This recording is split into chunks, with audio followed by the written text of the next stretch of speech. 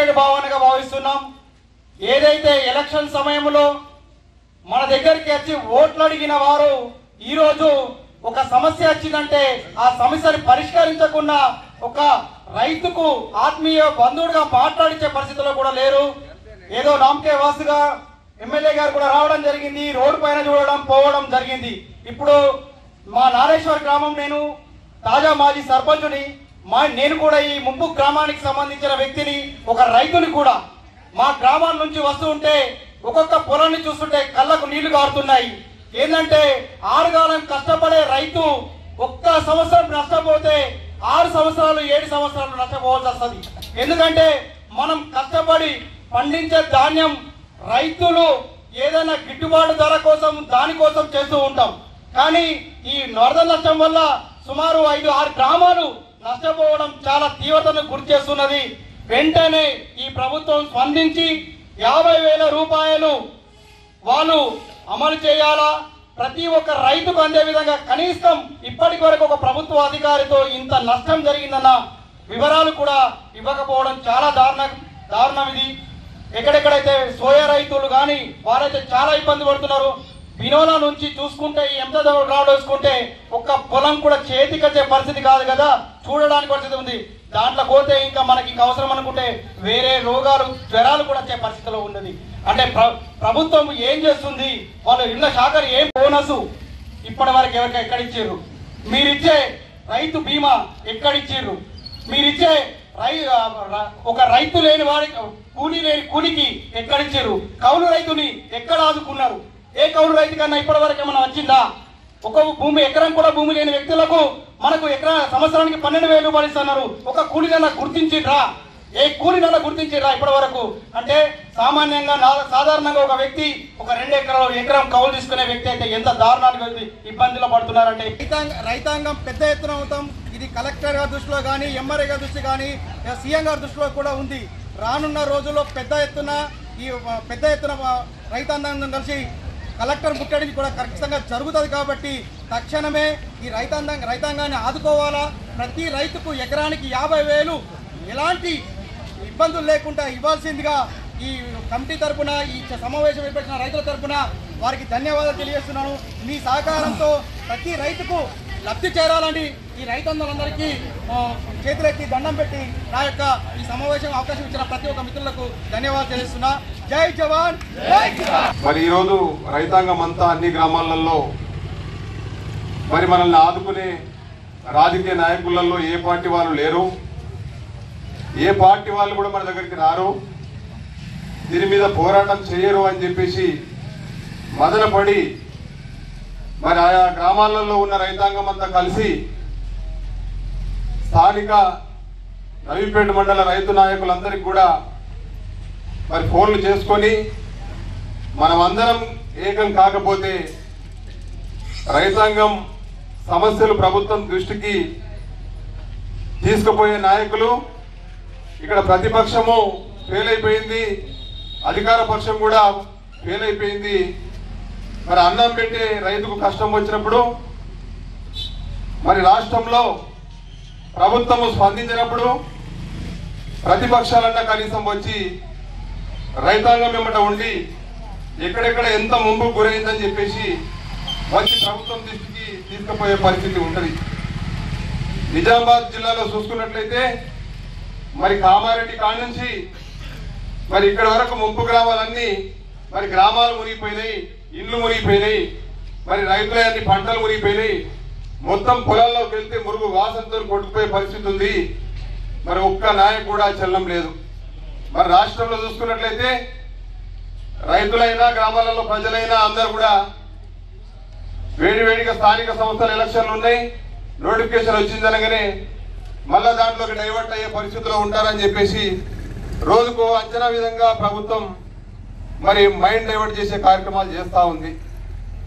మరి మొన్నటికి మొన్న మరి మనోహర్ డిఎస్పీ సార్ గారు కూడా మరి ప్రభుత్వానికి అంచనాలు లేవు, ఇష్టం వచ్చిన బ్రిడ్జీలు కట్టుకుంటా మరి ఈ పైనుంచి మహారాష్ట్ర నుంచి వాటర్ ఎట్లా వస్తుంది, మరి కిందికి ఏ విధంగా పోతున్నాయని అంచనాల్లో కూడా లేని పరిస్థితి. ఆయన వ్యవసాయ శాఖ మినిస్టర్ అంటే మన రైతుల్లో సగం మందికి తెలియదు. ఆయన అసలు ఉన్నాడా, బీగిండా, సచ్చిండా, వాడు అసలు ఎవడురా బాబు అనే పరిస్థితిలో కూడా మరి రాష్ట్రంలో మినిస్టర్ల పరిస్థితి అట్లా అయిపోయింది. మరి ఇలా ప్రతిపక్షంలో ఉన్న బాధకరం ఏదంటే మేము పొలాలు మునిగి పొలాల దగ్గరకు పోయి ఆ చెట్లకు సగం లోతున మొత్తం ఎక్కడో మునిగిపోయి 5-6 రోజులలో ఉంటే ఆయన బీఆర్ఎస్ పార్టీ, సరే మేము ఆ పార్టీలో ఉన్నా కూడా నేను విమర్శించక తప్పదు. ప్రశాంత్ రెడ్డి అని అంటాడు సోషల్ మీడియాలల్లా, వాళ్ళు ఎవరో మునుగుతురని మా జనాన్ని ముంచుకోమంటావా? ఇప్పుడు ఒక మినిస్టర్ చేసినావన్నా నీకు అంచనా ఉంటుంది, అధికార పార్టీలతోని దానికి సంబంధించిన శాఖతో మాట్లాడాలా? మీరు అక్కడ నీళ్లు రానియకుండా ఆ ఎస్ఆర్ఎస్పి సంబంధించిన అధికారులను బెదిరించడం, మరి ఇది కుల వ్యవస్థనా, రాజకీయ వ్యవస్థనా, మరి దేనికి ఎడిపోతున్నది? మరి వాళ్ళని పట్టించుకోకుండా అక్కడ ఆఫీసర్లను బెదిరించడంతో అక్కడ ఎస్ఆర్ఎస్పి అధికారులు చక్కగా పనిచేయకపోవడంతో మరి ఈ నీళ్ళని కూడా బ్యాక్ వచ్చేసేసి మా పంటలు నాశనానికి కారణం అని చెప్పేసి కూడా అనుకుంటాం. ఒక జిల్లాకు మినిస్టర్గా చేసినావు, మా బాధల్ని ఇక్కడ ఇన్ఛార్జి ఉన్నావు, ప్రతిపక్షంలో ఉన్నావు, ఇక్కడ స్థానికంగా ఓడిపోయిన ఎమ్మెల్యేలా ఇంకో ఎమ్మెల్యేలా బీఆర్ఎస్ లో ఉన్నోళ్ళు ఇక్కడ సమస్య ఉన్నది అన్నప్పుడు మీరు సమస్య పక్షాన, ప్రజల పక్షాన, రైతాంగం పక్షాన వచ్చి పోరాటం చేసే వ్యక్తిగా ఒక తెలంగాణ పెంచిన పార్టీ అని చెప్పుకునే విధంగా మాకు ముఖం లేకుండా గ్రామాలలో తిరుగుబడి చేసిరని చెప్పేసి కూడా మీకు మనవి చేస్తున్న ప్రశాంత్ రెడ్డి గారు గుర్తుంచుకో. అదేవిధంగా మరి సరైన కోపం రావద్దు.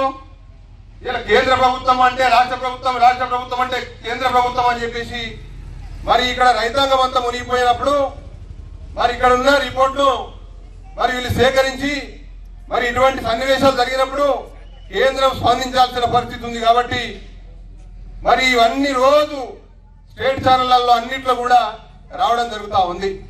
రైతాంగం మొత్తము ప్రతిరోజు ఏదో రకంగా కానీ ప్రభుత్వం దృష్టికి తీసుకుపోవాలని చెప్పేసి మరి మునిగిపోయిన ముంపు గ్రామాలన్నీ కూడా ఏదో ఒక కార్యక్రమం, రస్తారోకనో, ధర్నాలో అవి అన్ని చేస్తా ఉన్నారు. మరి వాటన్నిటిని కూడా మన అరవింద్ అన్న చూస్తా ఉన్నాడు, స్థానిక నాయకులు అందరూ చూస్తా ఉన్నారు. అన్న మీరు కూడా స్పందించాలా?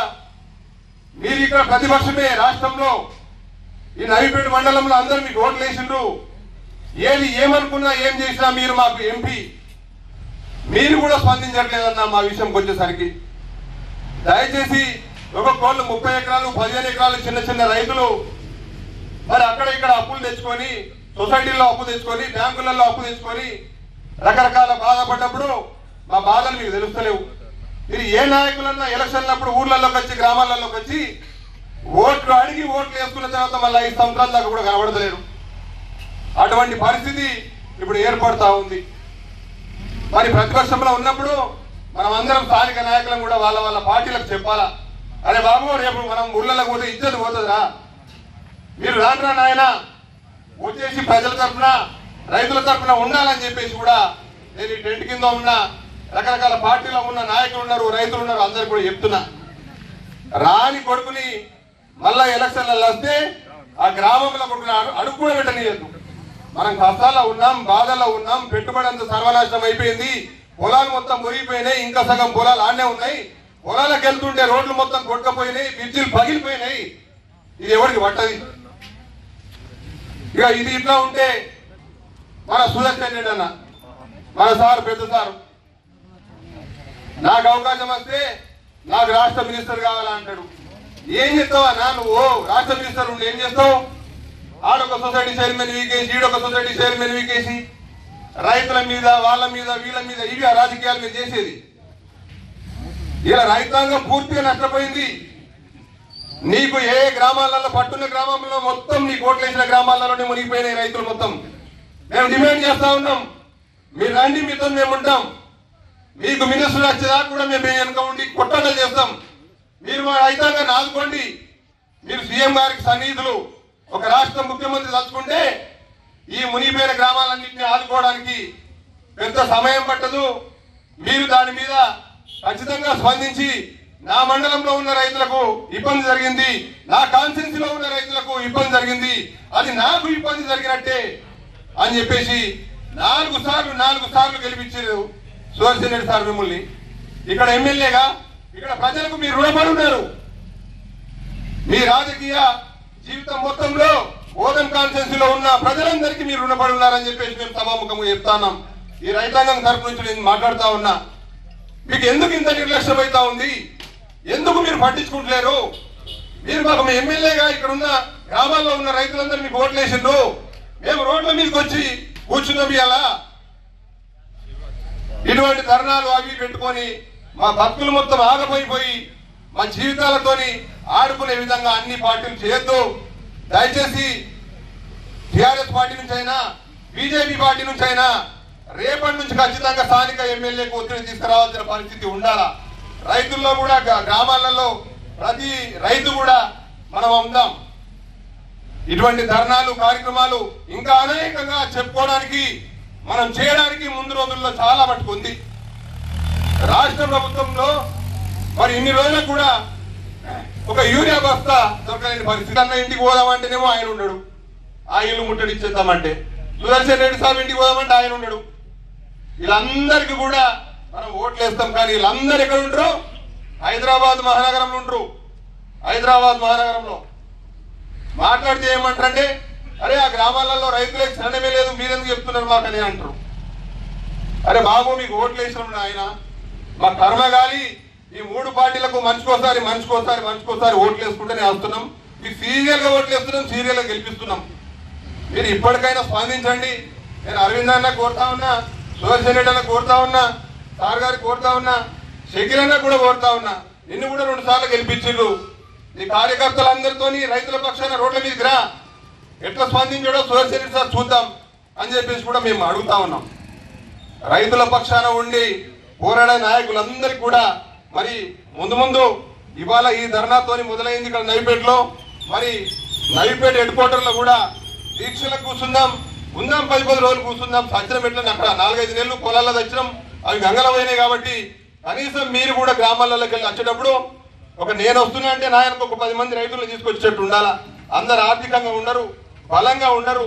బయటికి వెళ్తే పార్టీ సమస్య అయినా, రైతుల సమస్య అయినా, ఇంకో సమస్య ఏదైనా కూడా అన్ని ఖర్చుతో కూడుకున్న పద్ధతులు ఉంటాయి. కాబట్టి రైతులు అందుకే ఏది చెప్పినా ఏం చేసినా 1-2 రోజులు చేస్తారు, వెళ్ళిపోతారనే ప్రభుత్వం దృష్టిలో ఉంటుంది. కాబట్టి మనం రైతాంగం తరపు నుంచి పూర్తిగా పోరాడి స్థానిక 3 నాయకులు కూడా స్పందించి ఇటువంటి సభలే పెట్టి కొడుకుల్ని రోడ్ల మీద నిలదీసి అడిగేసే పరిస్థితి ఉంటుంది. కాబట్టి మరొక్కసారి గుర్తుంచుకొని ఖచ్చితంగా ఇక్కడ ఉన్న స్థానిక నాయకులు అందరూ కూడా మరి స్పందించాలని చెప్పి, రైతు పక్షాన మనం పోరాడాలని చెప్పేసి, రైతులకు అండగా నిలబడతామని చెప్పేసి మరొకసారి కోరుకుంటూ, అదేవిధంగా నిజామాబాద్ నుంచి వచ్చిన రైతు సోదరులకు,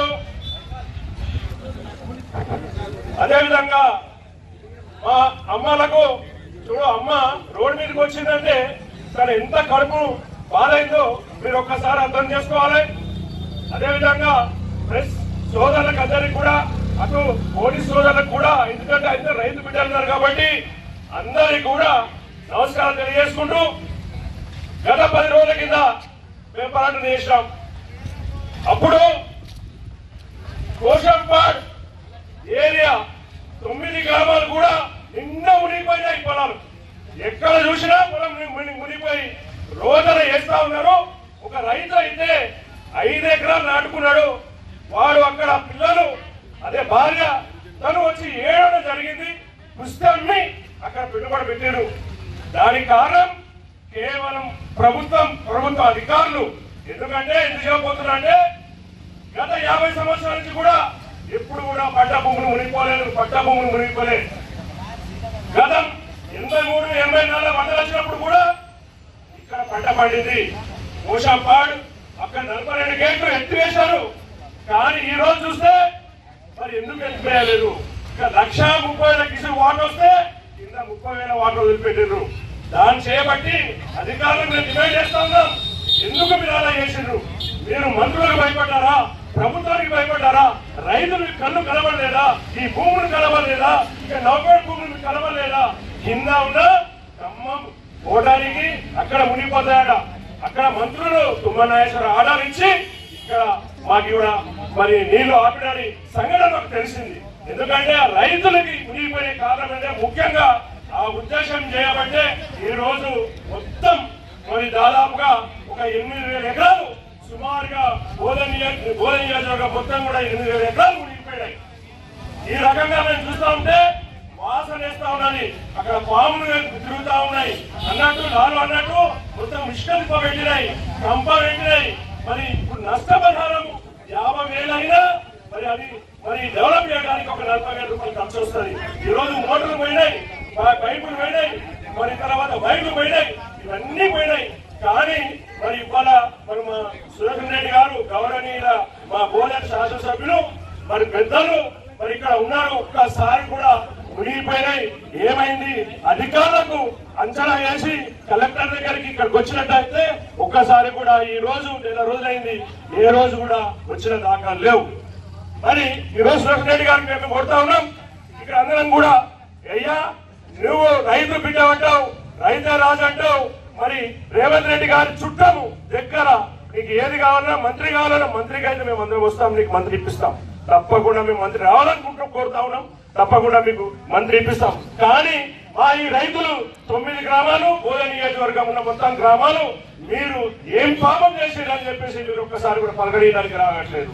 మేము కోరుతా ఉన్నాం, మీరు వచ్చి మా బాధలను మీరు తీర్చి మరి రేవంత్ రెడ్డి గారికి తక్షణమే ఈ వారం రోజులనే రైతు ఖాతాలో 50,000 పడకపోతే మేమందరం కూడా తప్పనిసరిగా నిజామాబాద్ జిల్లాల కలెక్టరేట్ ముట్టడి చేస్తాం.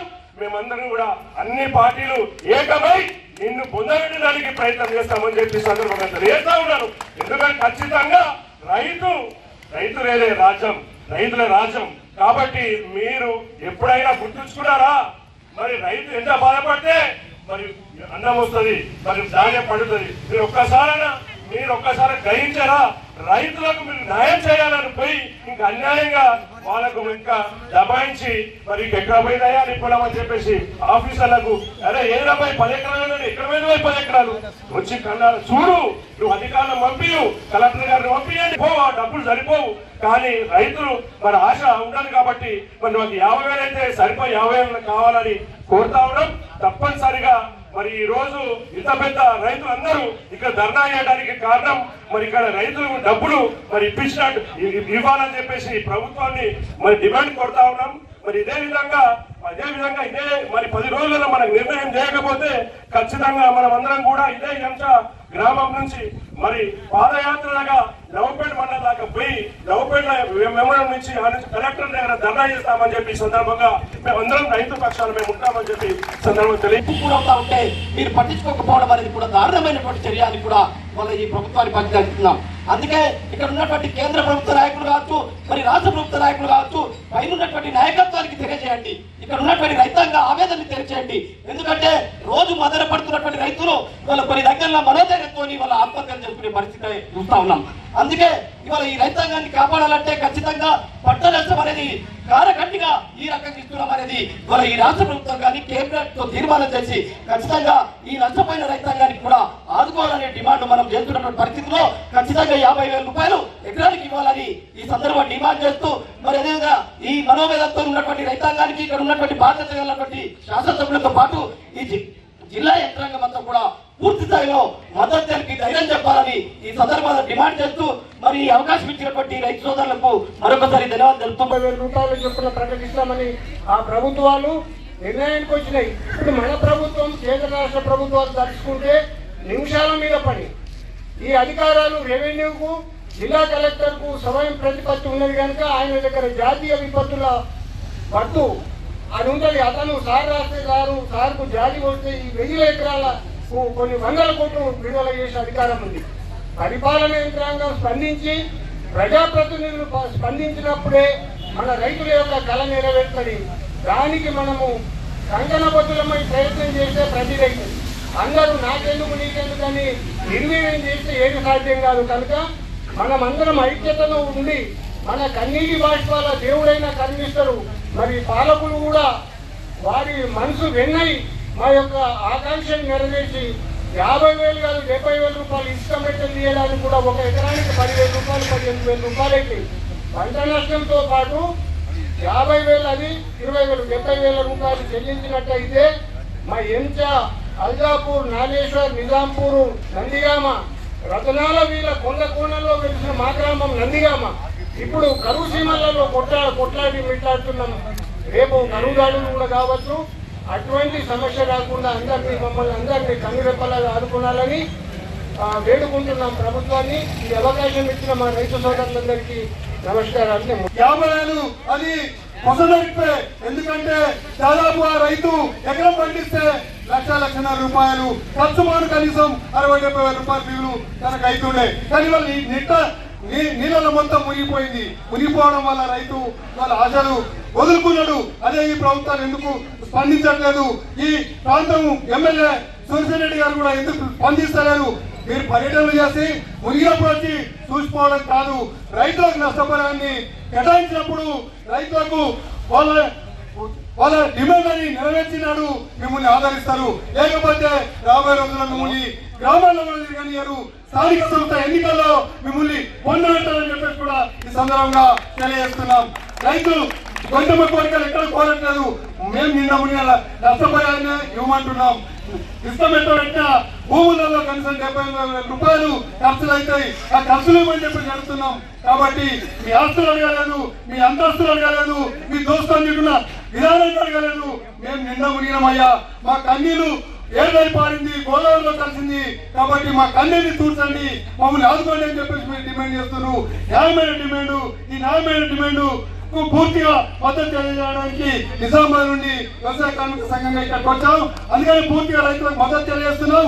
మీరు రాబోయే రోజుల్లో ఏ పిలుపులు ఇచ్చినా ఆ పిలుపులకి మేము అండగా ఉంటాం. కలెక్టర్ కలిసిన, అధికారులను కలిసిన స్పందన లేదు, ఏం లేదు. కానీ అదే ఎమ్మెల్యే చెప్పినా, అదే ఎమ్మెల్సీ చెప్పినా కలెక్టర్లు పరుగా నడుపుతారు. కానీ రైతులు చెప్తే మాత్రం ఆ కుర్చీ దగ్గర కలగడం లేదు. అందుకని ఇప్పుడైనా రైతు బాధ్యతలు తెలుసుకొని కనీసం కలెక్టర్ గారు రిపోర్ట్ పంపి రైతులకు వెంటనే ఎకరాన 50,000 రూపాయలు, వెంట భూములకి 70,000 రూపాయలు ఇవ్వాలని చెప్పేసి డిమాండ్ చేస్తున్నాం. గోదావరి మంజీరా నీటితో సాలూరా, బోధన్ రూరల్, రేంజల్, నవీపేట్, బాసర్ అన్ని మండలాల్లో సంబంధించిన గ్రామాలన్నీ, వ్యవసాయ భూములన్నీ మునిగి పంట నష్టం జరిగి రైతులందరూ రోడ్డెక్కే పరిస్థితి వచ్చింది. ఇది ఏదైతే ఉందో ముఖ్యంగా ఇప్పటివరకు మాట్లాడిన రైతు సోదరులందరూ కూడా వారి అంటే వాళ్ళు అనుభవించిన సమస్యలన్నింటినీ కూడా మనందరి దృష్టికి తీసుకురావడం జరిగింది. వాటన్నిటికి తోడుగా గత 42 సంవత్సరాల క్రితం 1983లో ఏదైతే వరద వచ్చిందో ఆ వరద తర్వాత ఇంత భీకరంగా మళ్ళీ ఇప్పుడే రావడం, ఆ సమయంలో ఎటువంటి సాంకేతిక సమాచార మార్పిడి కూడా లేని సమయంలో ఇంతకంటే ఎక్కువ వచ్చిన వరద కూడా తట్టుకొని గ్రామాల్లోని నీట మునిగిన ప్రాంతాల నుండి 2 రోజుల్లో మనము 2 నుంచి 3 రోజుల లోపల మన భూములు బయటపడ్డ పరిస్థితుల్లో. కానీ నీరు వదిలిన ప్రాజెక్టులో 60 టీఎంసీలకు నీటిని తీసుకొచ్చినా కూడా మరి పైన ముంపు ఉన్న భూముల నుండి ఎందుకు నీళ్లు రాగట్లేదు కింద అనే దాని మీద ఒక ఇంజనీర్ల ఒక బృందాన్ని వేసి వాస్తవాన్ని దీని మీద, ఎందుకంటే ఇరిగేషన్ శాఖ వాళ్ళు దీని మీద దృష్టి పెట్టాలి. ఎందుకంటే ఈ రోజు తర్వాత మీకు మా 900 ఉదురు జరుగుతుంది. దయచేసి ఇప్పుడన్నా మా డిమాండ్ని ఎంబట్టే మాకు వచ్చి ఆ రైతుకు మేము చెప్పిన 50,000 డిమాండ్లు ఎంబట్టే ప్రకటించాలని ఈ ప్రభుత్వాన్ని కోరుకుంటున్నాం. ఈ అవకాశం ఇచ్చిన వర్షాల కారణాలకు ఇక్కడ పడ్డ వర్షాలతో పాటు మన మహారాష్ట్ర వర్షాల వల్ల మనకు వరద పోటం వల్ల మనకు ఈ శాఖవాటంలో మనకు పంటలు అనేది మునిగిపోవడం జరిగింది. మనం ప్రాథమికంగా మనకి ఇక్కడ మనకు 5,000 ఎకరాల వరకు మనం ఎప్పుడైతే నీళ్ళు ఉన్నాయో ఏదైతే ఎస్టిమేషన్ ఉందో మనం 5,000 ఎకరాల వరకు ఈ 10 గ్రామాలు ఏదైతే 3 గ్రామాలు అంటే ఆ 5,000 ఎకరాల వరకు సుమారుగా ఉంటుందని చెప్పేసి మనం నివేదిక ఇవ్వడం జరిగింది. దీంట్లో భాగంగా కూడా మనము తర్వాత ఏదైతే వరద అనేది తగ్గిన తర్వాత కూడా మనం గ్రామాల వారీగా గ్రామ పంచాయతీలు అదేవిధంగా వీళ్ళు కూడా మన ఏఓల ద్వారా సర్వే చేయించడం జరిగింది. ఏదైతే నష్టమైన రైతులు ఉన్నారో వాళ్ళందరి దగ్గర కూడా మనము ఈ పట్టాపాస్ కానీ ఆధార్ కార్డు కానీ ఇవన్నీ కూడా మనం డేటా అనేది తయారు చేసి గవర్నమెంట్కి పంపించడం జరిగింది. సుమారు మనకు 18,000 నుంచి 2,000 ఎకరాల వరకు రావడం జరిగింది. ఏదైతే నష్టపోయిన రైతులు వాళ్ళందరూ కూడా మరి ప్రాక్టికల్స్ అన్ని కూడా ప్రభుత్వాన్ని సమర్పించడం జరిగింది. కాబట్టి ఈ విషయంలో రైతులు కూడా ఎవరు కూడా ఆందోళన పడాలని చెప్పేసి మరి కోరుతా ఉన్నాము. 2 రోజులు కూడా రైతులకు బీమా చేయాలి. 2 రోజులు రస్తారోకో కార్యక్రమానికి విచ్చేసినటువంటి రైతు నాయకులకు, నాతో పాటు విచ్చేసినటువంటి ఏఓ గారికి, ఎస్ఐ గారికి, అదేవిధంగా వివిధ గ్రామాల నుంచి విచ్చేసినటువంటి రైతులందరికీ నా యొక్క నమస్కారాలు. అయితే ఏదైతే ఇప్పుడు ఇంతకుముందు ఏఓ గారు చెప్పడం జరిగింది, ఏదైతే ఇంతకుముందు జరిగిన మనకు ఆగస్టు మంత్లో కానీ దాని తర్వాత కానీ జరిగినటువంటి ఏదైతే మనకు వరద రావడం వల్ల రైతులు, ఈ ప్రాంతంలోని రైతులందరూ చాలా మట్టుకు నష్టపోవడం జరిగింది. అది మనం ఏఓ ద్వారా మనం సర్వే చేయించి గవర్నమెంట్కి నివేదించడం జరిగింది. అయితే ఇంతకుముందే నేను ఆడియో గారితో మాట్లాడాను, సార్ ఇట్లా మన దగ్గర రస్తారోకో చేస్తున్నారని చెప్పి సార్ దృష్టి కూడా తీసుకెళ్ళడం జరిగింది. సార్ ఏంటంటే వేరే ఇందెలవై మండలం ఉండడం వల్ల సారు ఈ ధర్నా కార్యక్రమానికి రాలేకపోయిండు. అయితే ఇట్టి విషయాన్ని మీరు ఏవైతే అన్నీ చెప్పినా కూడా నేను నోట్ చేసుకోవడం జరిగింది. ఇమీడియట్గా నేను ఈరోజు వెళ్ళిన తర్వాత ఇప్పుడు ఆడియో గారికి అన్ని విషయాలు వివరిస్తాను. అదేవిధంగా మన ఒక రైతు చెప్పినట్టు ఏదైతే ఈ వడ్లు అనేవి ఏవైతే మనకు కలర్ చేంజ్ అయిన వడ్లు కూడా కొనుగోలు చేయాలని చెప్పేసి చెప్పారు. అయితే మాకు ఇప్పుడు ఆల్రెడీ 230కి ఈ ప్యాడీ పర్చేజ్ ప్రొక్యూర్మెంట్ సెంటర్ల పైన మా అందరికీ అంటే మండల స్థాయి అధికారులందరికీ కూడా వీసీ ఉంది. ఖచ్చితంగా ఈ విషయాన్ని జిల్లా కలెక్టర్ గారికి తీసుకెళ్ళి ఖచ్చితంగా సార్ ఇక్కడ ప్రాంతంలో రైతులు చాలా నష్టపోయారు, ఖచ్చితంగా కొనాలని చెప్పేసి మా తరఫున జిల్లా కలెక్టర్ గారికి మేము చెప్పడం జరుగుతుంది. కాబట్టి రైతులందరూ కూడా సమయం పాటించండి. ఇట్టి విషయాన్ని నేను ఆడియో గారికి మరియు జిల్లా కలెక్టర్ గారికి దృష్టికి తీసుకెళ్ళి ఇట్టి సమస్య పరిష్కారానికి మేమందరం కూడా అధికారులందరం కూడా కృషి చేస్తామని చెప్పేసి సభాముఖంగా తెలియజేస్తూ ఈ అవకాశం ఇచ్చిన రైతు నాయకులకు, అదేవిధంగా ఈ గ్రామాల నుంచి విచ్చేసినటువంటి రైతులందరికీ మరోసారి నమస్కారం తెలియజేస్తూ ముగిస్తా ఉన్నాం. కోరుతా ఉన్నాం. ఇదేదో మన షోక్ కోసమో లేకపోతే మనం కడుపు కాలినటువంటి పరిస్థితుల్లోనే ఇక్కడ ఉన్నటువంటి ఏదైతే గ్రామాలు చేస్తున్నారు. కాబట్టి దయచేసి ప్రతి ఒక్క రైతు, అదేవిధంగా ఉన్నటువంటి ప్రజాప్రతినిధులు కావచ్చు, మిగతా వాళ్ళు కావచ్చు, అందరూ కూడా మాట్లాడుతుందిగా కోరుతా ఉన్నాం.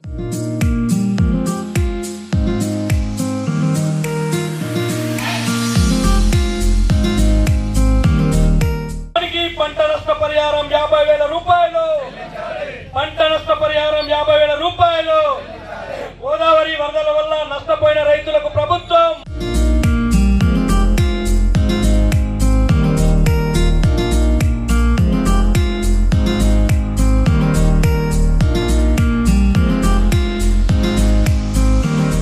వేదిక తరపున హృదయపూర్వక ధన్యవాదాలు తెలియజేస్తా ఉన్నాము. అట్లాగే ఇప్పుడు గోదావరి తీర ప్రాంతంలో మహాధర్నా జరుగుతున్నటువంటి సందర్భంగా ఈ మహాధర్నాని వెలుగెత్తి చాటుతూ ప్రసార మాధ్యమాల్లో అలాగే ప్రచురణ మాధ్యమాల్లో రేపు ఈ రాష్ట్ర ప్రభుత్వం కళ్ళు మూసుకున్నటువంటి రాష్ట్ర ప్రభుత్వం నవిపై మాట్లాడాల్సిందిగా రైతుల్ని ఉద్దేశించి కోరుతాం. వీటిని మనం ఈరోజే మన దృష్టికి రావడం జరిగింది. అట్లాగే ఇక్కడున్న రాష్ట్ర ప్రభుత్వం కూడా వెంటనే స్పందించి ఈ యొక్క ఇప్పటి వరకు కూడా రైతుకు భరోసా ఇచ్చేటువంటి వ్యవస్థ లేకుండా పోయింది. కనుక ఇక్కడ ఉన్నటువంటి స్థానిక ఎమ్మెల్యే గారిని, ఈ నియోజకవర్గంలో ఉన్నటువంటి వేలాది లక్షలాది ఎకరాలు ముంపు గురైన కావచ్చు, ఇక్కడ ఉన్నటువంటి సర్పంచులు కావచ్చు, అందరూ కూడా మాట్లాడాల్సిందిగా కోరుతా ఉన్నాం. అదేవిధంగా ఉన్నటువంటి ప్రజాప్రతినిధులు కావచ్చు, మిగతా వాళ్ళు కావచ్చు, అందరూ కూడా మాట్లాడాల్సిందిగా కోరుతా ఉన్నాం. కూడా తొంగి చూసే అవకాశం లేదు. కనీసము నెల రోజుల వ్యవధి జరుగుతూ ఉంది. ఒక్కొక్క రైతు కూడా ఎంతో ఆవేదనతోని అప్పులు చేసుకొని మరి ఫర్టిలైజర్ దుకాణంలో, అదేవిధంగా ఉన్నటువంటి విత్తన షాపులో ఉన్నటువంటి తీసుకొచ్చి వాళ్ళు రుణాలు వడ్డీల ద్వారా తీసుకొచ్చి నాట్లు వేసి నిజంగా ఏదైతే మేము పెట్టుబడి పెట్టినా ల్యాండ్ ఖరాబ్ అయిందో దానికే డబ్బులు ఇప్పించాలని మీకు మనం చేస్తున్నాము.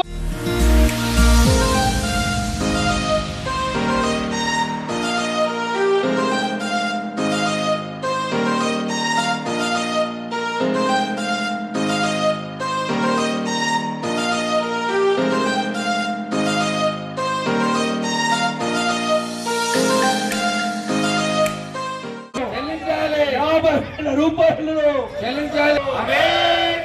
గోదావరి వరద రైతులను పంట నష్ట పరిహారం చెల్లించాలి.